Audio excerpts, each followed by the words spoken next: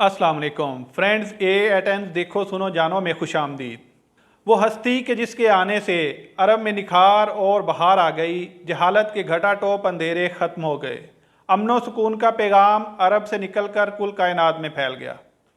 हूँ तो खाक मगर मोहम्मद से है निस्बत मेरी, बस एक यही रिश्ता मेरी औकात बदल देता है।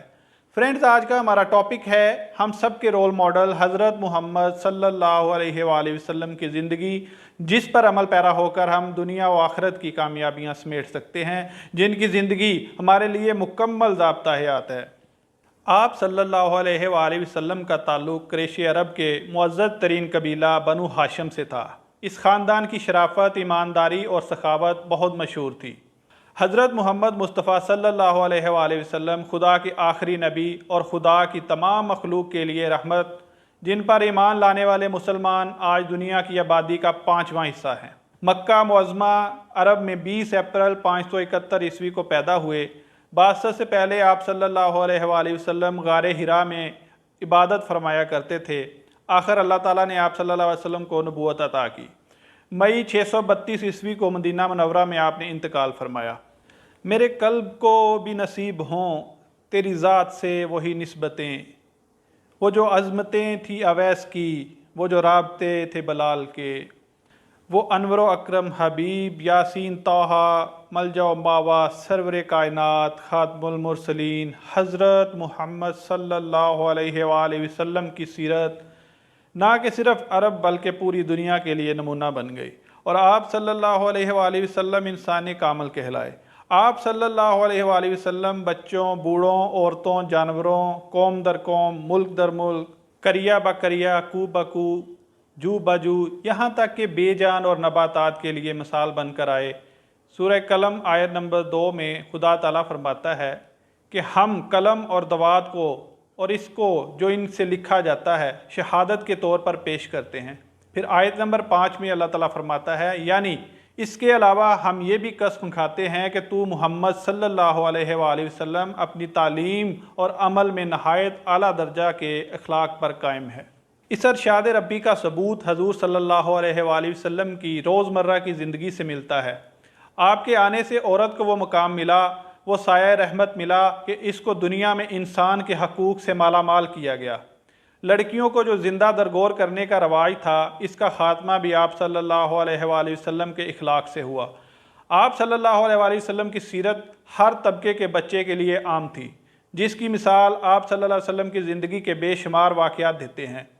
चनाचे एक मरतबा ईद की नमाज़ पढ़कर वापस आ रहे थे कि आप सल्लल्लाहु अलैहि वसल्लम ने एक बच्चे को देखा जो मायूसी की हालत में बैठा था। आप सल्लल्लाहु अलैहि वसल्लम इसे अपने साथ घर ले आए, इसके साथ हुस्ने सलूक किया और इसके सर पर रहमत और शफ़क़त का हाथ रखा।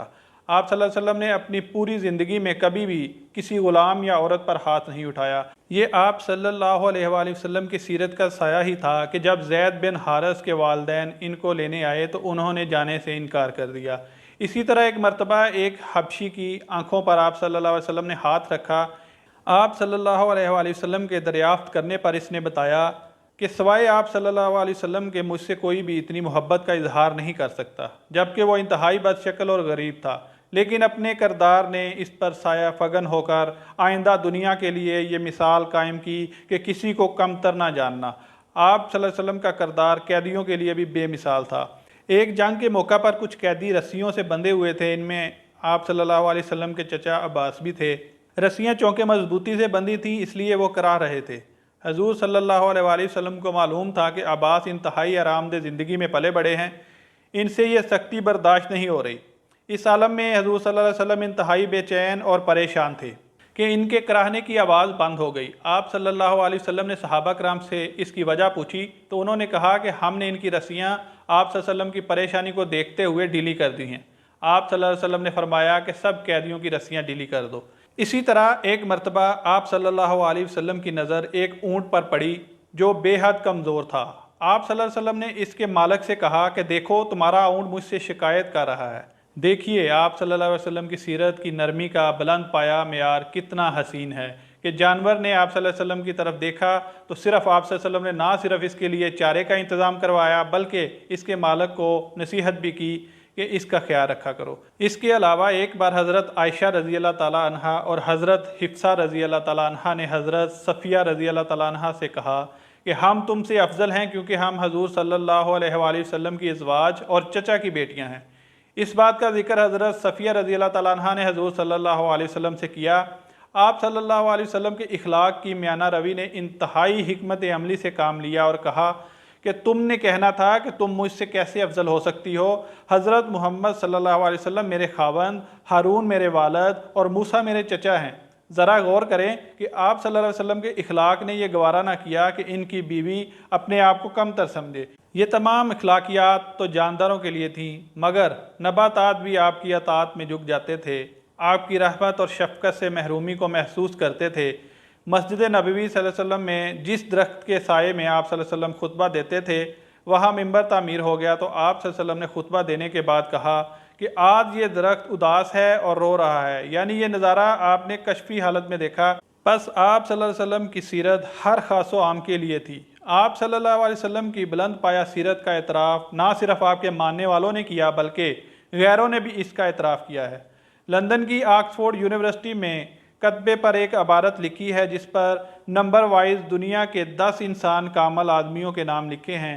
इनमें सबसे पहले हज़रत मोहम्मद सल्लल्लाहु अलैहि वसल्लम का नाम कंदा है।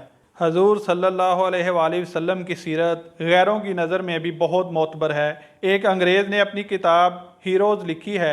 ये अंग्रेज़ मुसन्नफ़ लिखता है कि मोहम्मद सल्लल्लाहु अलैहि वसल्लम एक ऐसा हीरो है, अगर वो तैयब के मैदान में जाता तो अव्वल, सिपा सालारी के मैदान में जाता तो अव्वल, अगर साइंसदान या फ़लसफ़ी होते, गर्ज के दुनिया का कोई भी मैदान होता तो आप सल्लल्लाहु अलैहि वसल्लम सबसे आगे होते। और इसने आप सल्लल्लाहु अलैहि वसल्लम को इंसान कामल और हर मैदान में अव्वल कहा है। इसके अलावा अबू सफ़ियान इस्लाम लाने से पहले हजूर सल्लल्लाहु अलैहि वसल्लम का बदतरीन दुश्मन था, मगर जब हबशा के बादशाह नजाशी ने इससे पूछा कि मोहम्मद सल्लल्लाहु अलैहि वसल्लम लोगों को क्या तालीम देता है और क्या इसने भी तुम्हारे साथ कोई बदअहदी या गद्दारी की है, तो अबू सफ़ियान की ज़बान से इसके अलावा कोई अल्फाज ना निकल सके कि वो बुत परस्ती से रोकता है और हुस्न अखलाक की तालीम देता है और इसने आज तक हमारे साथ कोई बदअहदी नहीं की।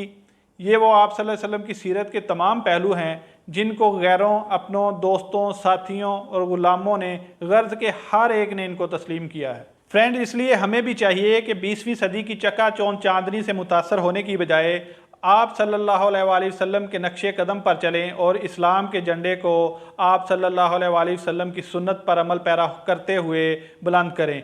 अल्लाह ताला हमें इसकी तौफीक दे, आमीन। फ्रेंड्स, अब हम बात करते हैं हज़रत मोहम्मद सल्लल्लाहु अलैहि वसल्लम की अज़वाज मुतहरात रज़ियल्लाहु ताला अन्हा की। पहला निकाह हज़रत खदीजा रज़ियल्लाहु ताला अन्हा से हुआ, जो कि निकाह के वक्त बेवा थी और हज़रत मोहम्मद सल्लल्लाहु अलैहि वसल्लम की उम्र मुबारक 25 साल थी। दूसरा निकाह हज़रत सौदा रज़ियल्लाहु ताला अन्हा से हुआ, जो कि निकाह के वक्त बेवा थी और हज़रत मोहम्मद सल्लल्लाहु अलैहि वसल्लम की उम्र मुबारक 50 बरस थी। तीसरा निकाह हज़रत आयशा रज़ियल्लाहु ताला अन्हा से हुआ, जो कि निकाह के वक्त कंवारी थी और हज़रत मोहम्मद सल्लल्लाहु अलैहि वसल्लम की उम्र मुबारक 53 साल थी। चौथा निकाह हज़रत हिफ्सा रज़ियल्लाहु ताला अन्हा से हुआ, जो कि निकाह के वक्त बेवा थी और हज़रत मोहम्मद सल्लल्लाहु अलैहि वसल्लम की उम्र मुबारक 56 बरस थी। पाँचवा निकाह हज़रत ज़ैनब रज़ियल्लाहु ताला अन्हा से हुआ, जो कि निकाह के वक्त बेवा थी और हज़रत मोहम्मद सल्लल्लाहु अलैहि वसल्लम की उम्र मुबारक 56 बरस थी। छठा निकाह हज़रत उम्मे सलमा रज़ियल्लाहु ताला अन्हा से हुआ, जो कि निकाह के वक्त बेवा थी और हज़रत मोहम्मद सल्लल्लाहु अलैहि वसल्लम की उम्र मुबारक 56 बरस थी।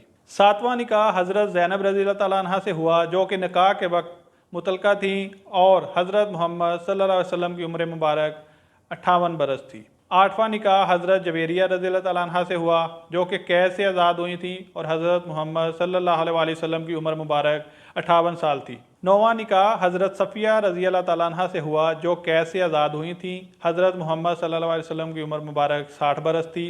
10वां निकाह हज़रत उम्मे हबीबा रज़ियल्लाहु ताला अन्हा से हुआ, जो कि निकाह के वक्त बेवा थी और हज़रत मोहम्मद सल्लल्लाहु अलैहि वसल्लम की उम्र मुबारक 60 साल थी। 11वां निकाह हज़रत मैमूना रज़ियल्लाहु ताला अन्हा से हुआ, जो निकाह के वक्त मुतलका थी और हज़रत मोहम्मद सल्लल्लाहु अलैहि वसल्लम की उम्र मुबारक 60 साल थी। रसूलुल्लाह सल्लल्लाहु अलैहि वसल्लम के ये सब निकाह उस आयत से पहले हो चुके थे जिसमें मुसलमानों के लिए बीवियों की तादाद ज़्यादा से ज़्यादा 4 तक मुकर्रर की गई है। हज़रत मोहम्मद सल्लल्लाहु अलैहि वसल्लम के 2 बेटे और 4 बेटियां हज़रत खदीजा रज़ियल्लाहु ताला अन्हा में से थीं और इनका एक बेटा इब्राहीम रज़ियल्लाहु ताला अन्हो मारिया किप्तिया रज़ियल्लाहु ताला अन्हा में से था, जिनके नाम ये हैं कासम इब्ने मोहम्मद, ज़ैनब, रकैया, उम्मे खलथूम, फ़ातिमा, अब्दुल्ला, इब्राहीम। ज़मज़मो कौसर तस्नीम नहीं लिख सकता, या नबी आपकी ताज़ीम नहीं लिख सकता। मैं अगर 7 समुंदर भी निचोड़ूँ राहत, आपके नाम की एक मीम नहीं लिख सकता। फ्रेंड्स, यकीनन आपको आज की हमारी वीडियो अच्छी लगी होगी। वीडियो को लाइक और शेयर ज़रूर करें और चैनल को सब्सक्राइब कर लें ताकि नई आने वाली हर वीडियो आप तक पहुंच सके। फ्रेंड्स, अपना ख्याल रखिएगा। अल्लाह हाफिज़।